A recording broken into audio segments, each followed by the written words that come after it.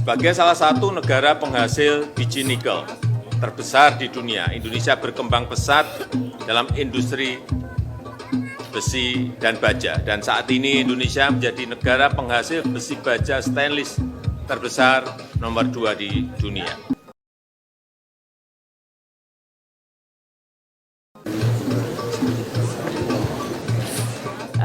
I want to recognize Your Excellency, President Widodo, and turn it over to you.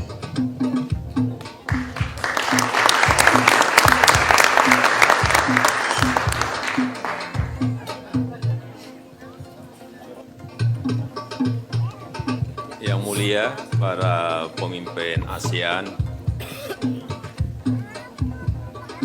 para CEOs,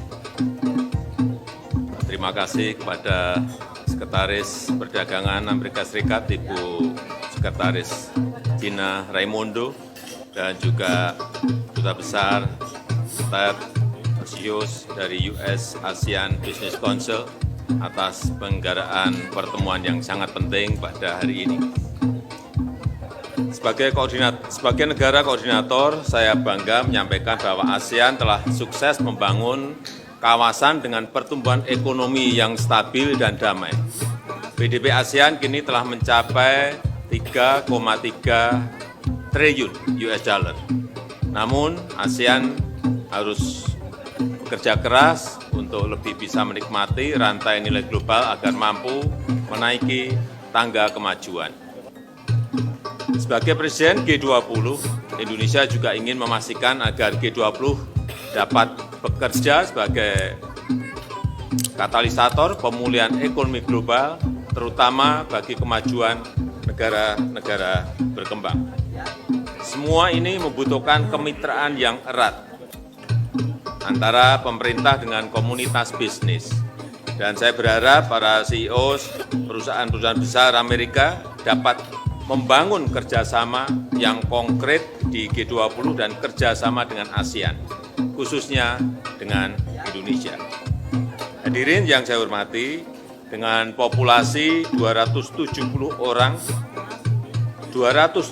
juta orang yang mayoritas usia produktif, Indonesia terus melakukan terobosan dan inovasi untuk bisa naik kelas.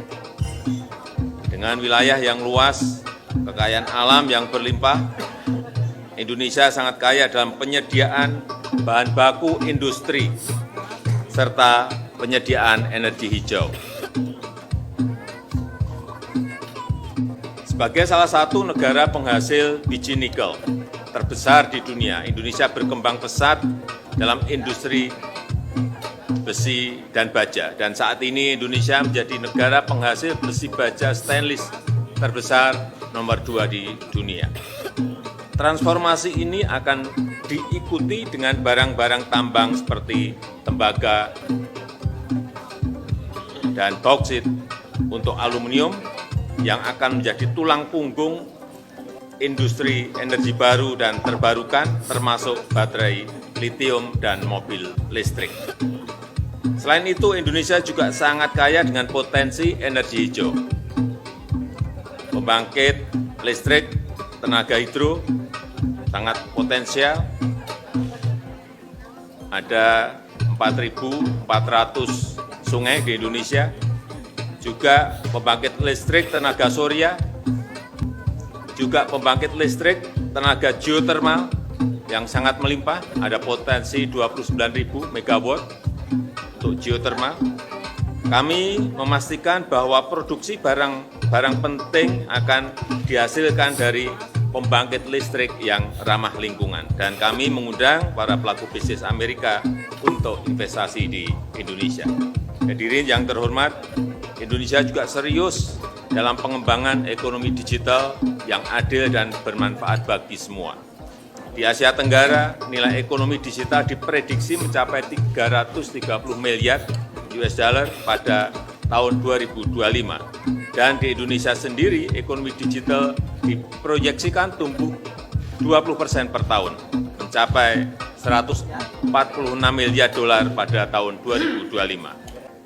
Saat ini Indonesia memiliki 2.000 346 startup, terbanyak kelima di dunia dengan 2 dekakorns dan 8 unicorn. Saya sangat mengharapkan kontribusi pebisnis Amerika dalam pengembangan infrastruktur digital, memfasilitasi digital capacity building, serta mendukung kami masuk ke global value chain melalui digitalisasi.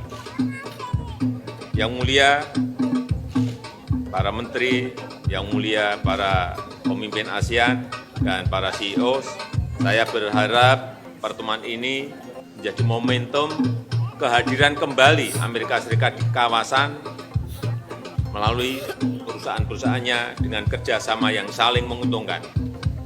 Kami tunggu Bapak Ibu di ASEAN, khususnya di Indonesia. Terima kasih.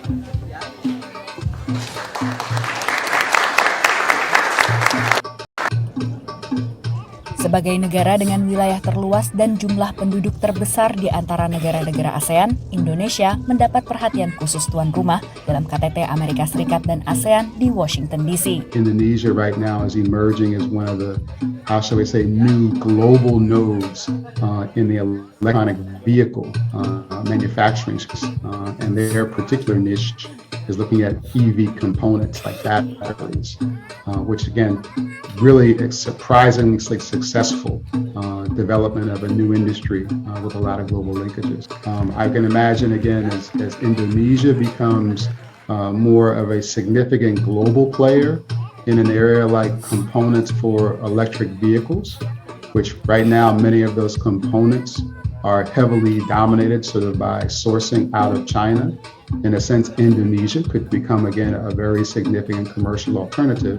Tapi bukan perdagangan saja yang menjadi isu utama, perkembangan geopolitik juga menjadi fokus. So a lot of what the administration will try to deliver, what they've been delivering for the last year and a half, is kind of the positive message that the best way to maintain the autonomy of our partners in Asia from China is for us to provide alternatives. So deliver on vaccines and infrastructure and economic engagement, work with the Quad on those fronts. Everybody knows that China's the subtext, but you want to keep it as the subtext. Kali ini KTT juga dibayangi konflik antara Rusia dengan Ukraina yang memecah opini negara-negara anggota ASEAN. Setelah mengumumkan anggaran $102 juta dalam KTT sebelumnya pada Oktober lalu, Presiden Joe Biden kali ini mengumumkan anggaran $150 juta untuk memperdalam hubungan AS dengan ASEAN, antara lain dengan mempertimbangkan juga keselarasan antara strategi Indo-Pasifik AS yang baru dicanangkan dengan pandangan Indo-Pasifik ASEAN yang diformulasikan sebelumnya. Menurut analis, posisi Indonesia tahun ini cukup unik, sehingga menjadi pertimbangan pemerintahan Biden. Indonesia pegang 2 jabatan yang strategis. Pertama, kita saat ini menjadi chair G20, G20. Tapi di tahun depan kita menjadi chair ASEAN. Apapun yang disepakati dalam KTT ASEAN Amerika tahun ini berarti harus dilaksanakannya oleh Indonesia. Kegiatan para pemimpin ASEAN Kamis waktu AS diawali pertemuan dengan pimpinan Kongres AS di Gedung Capitol sebelum berakhir di Gedung Putih malam harinya. Presiden RI Joko Widodo dan para pemimpin lainnya juga sempat menghadiri pertemuan dengan kalangan pengusaha dalam acara santap siang yang digelar US ASEAN Business Council, Dewan Bisnis AS ASEAN. Dari Washington DC, Virginia Gunawan, Rere Wahyudi, Eva Matrieva, dan tim VOA.